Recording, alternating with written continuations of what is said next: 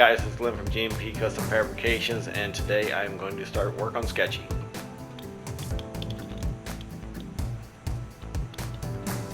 Sketchy is my 24 Dodge Brothers, formerly 4-door, now 2-door touring sedan with a mobile home 440 in it. Supposedly it had been rebuilt just right before they parked it, so it supposedly doesn't have more than like 1,000 miles on the rebuilt motor from years ago. It does seem to run pretty strong, a good compression on it. Today I'm going to start by putting a cam in it that I bought, and I'll post the cam specs here, right here, so you can see exactly what I'm putting in it. But first, before I do that, I have to pull the whole radiator grill off, pull the radiator up, and while I have the radiator off, I have a different electric fan put on there, so I'll be doing that also. And I'm going to be converting to power steering at some point, so I need to be putting power steering pump back on it. I'll be doing that, but first thing I need to do is pull the radiator off, and the water pump and the whole front of the motor has to come off. Oh, actually the whole top of the motor has to come off too. So let's get started.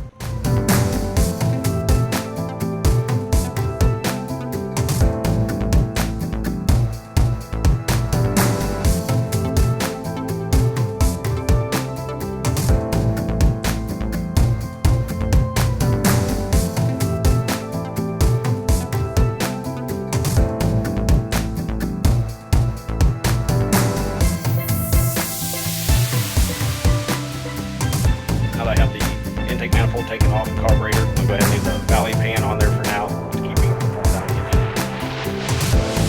I'll get the radiator and grill off of it.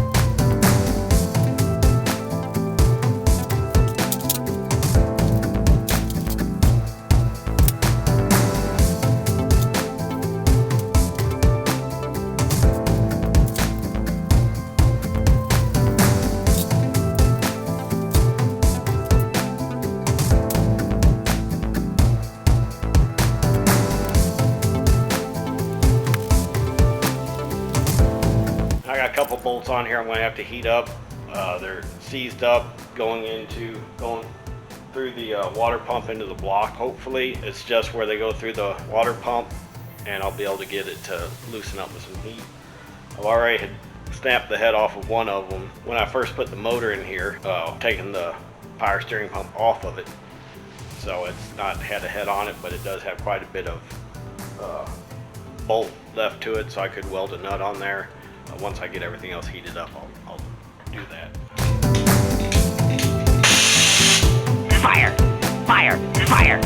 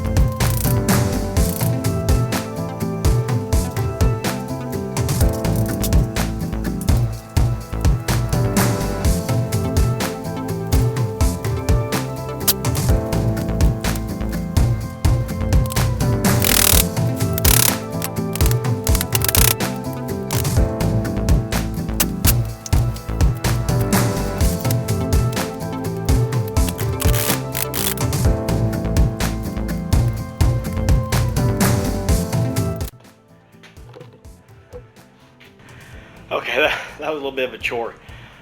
Fortunately, it was more hung up in the water pump, that last bolt that you saw me fighting with and welding on. It was hung more in the, not in the threads, but in the shaft part of it. So once I got the other ones broke loose and was able to work it back and forth, I could see it was going to spin on out. So I went ahead and tapped it off the end of it best I could, and then had to take a wrench to it. The more I get into this now, I'm beginning to doubt the old people's that I bought it from, their story that it had been rebuilt recently. Even if it had been rebuilt and parked for a while, it's not going to be as filthy as it is here. So maybe they had the pan dropped on it and something done to the lower end, but clearly this front part hadn't been off in a long time. So I finished cleaning this up. I think next big task will probably be pulling off the harmonic balancer and bottom pulleys. Hopefully that don't fight me too much, but we'll see.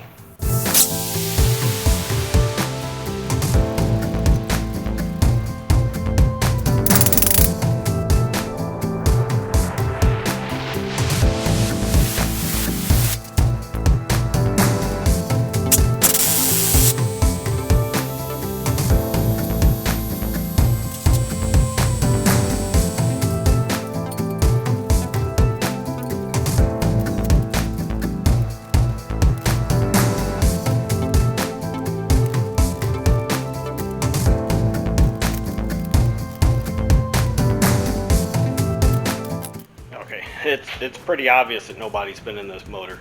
At least that they may still have done something in the pan that I'm not aware of. Maybe replace some bearings in there. But you can see the slop in the timing chain.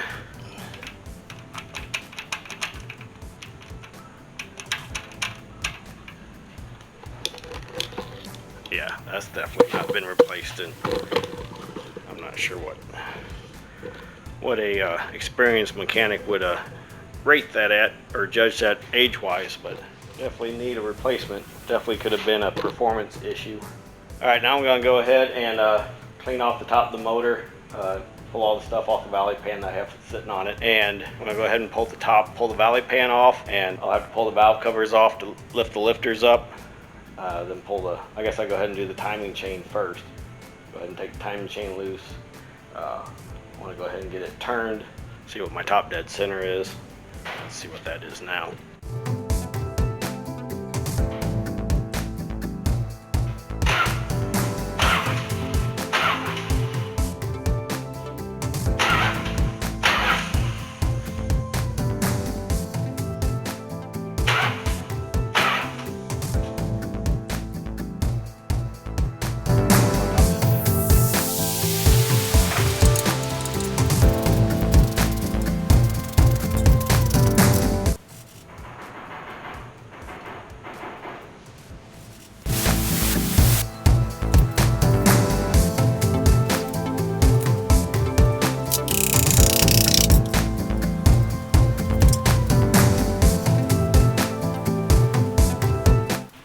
Okay, the valve cover gasket had some black silicone under it. It was a cork gasket and with black silicone. Pretty sure that wasn't factory. So possibly the valve covers have been off before. But don't know why they would have done that unless they pulled the heads off of it.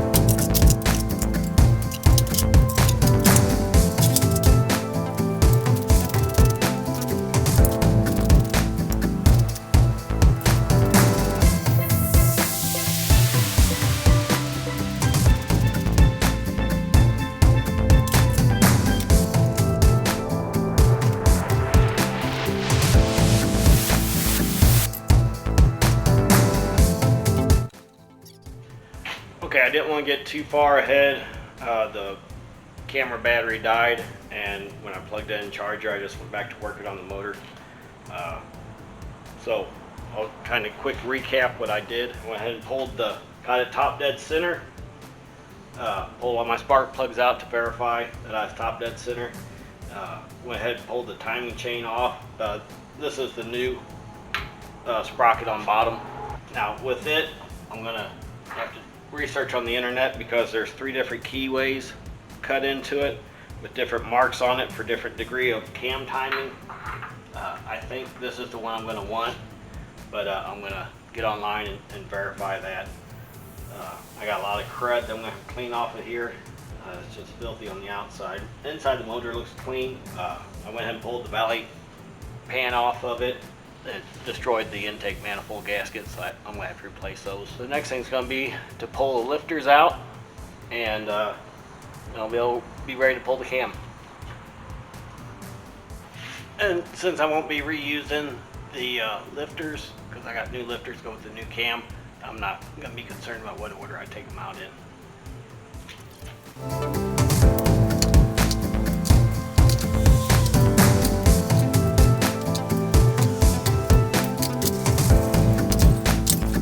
That's a pretty truck.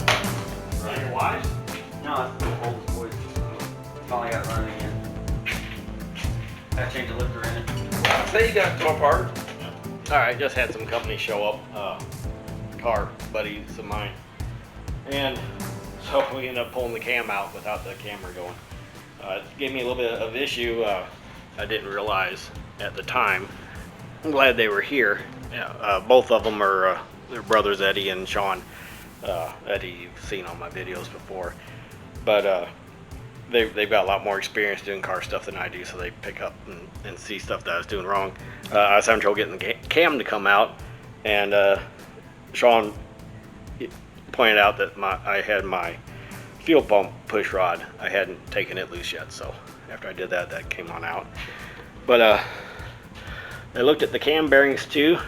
They said they looked really good, so I was hoping I wasn't gonna have to deal with them. The cam itself didn't look bad coming out for being a stock cam of unknown miles. I don't know. I don't remember if I ever did see the odometer on this one to see, because it had been supposedly rebuilt, so I really didn't pay no attention to it. But if they did rebuild this at some point, I wouldn't go back to that person just because they're a slob and they didn't clean anything on this motor. When they took it apart, they didn't hot tank it or anything. But anyway, I did find out also on my bottom sprocket down here the proper spacing for it, because of the fact it has 3 keyways, and one of them is for advanced, one's retarded, one's straight up. And I found I do want it straight up on my engine. I don't have it, and they come from factory retarded so many degrees to help with fuel economy. Anyway, I've got to the point I need to go up to O'Reilly's, grab some assembly lube to put on the cam before I can put it back in, and some valve cover, rocker cover gaskets, intake manifold gasket, and front timing gasket. Hey guys, I took a little break. I had to order some parts, order my gaskets I needed. I went ahead and got the new cam put in, new timing chain on. I wasn't gonna bother doing a video on it because there's so much better videos out there of other people doing it. I went in and watched some videos on putting it in myself, and then I ordered my gaskets. And just to make sure, I thought I had a pretty good idea on what I was doing, and I was right. I just didn't want there to be any surprises. But anyway, so now I'm waiting for gaskets to get in, and so I'm stopped on it for a few days, which would be fine. I still got another week and a half vacation, and so when gaskets come in, I'll go ahead and finish it up, and have you follow me through to the break-in on it. While I'm waiting for the gaskets to come in, I may go ahead and replace my electric fan that I have.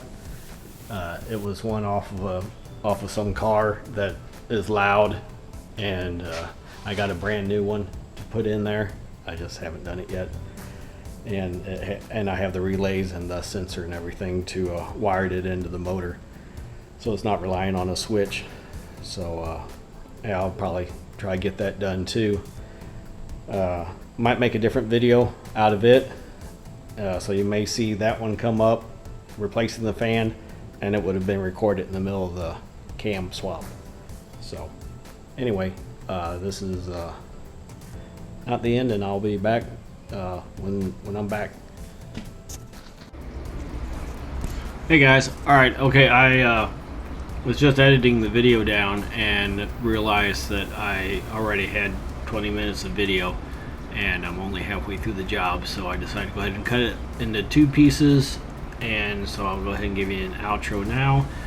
This is Glenn for GMP Custom Fabrications, living the dream till the freaking phone rings. Thanks for watching.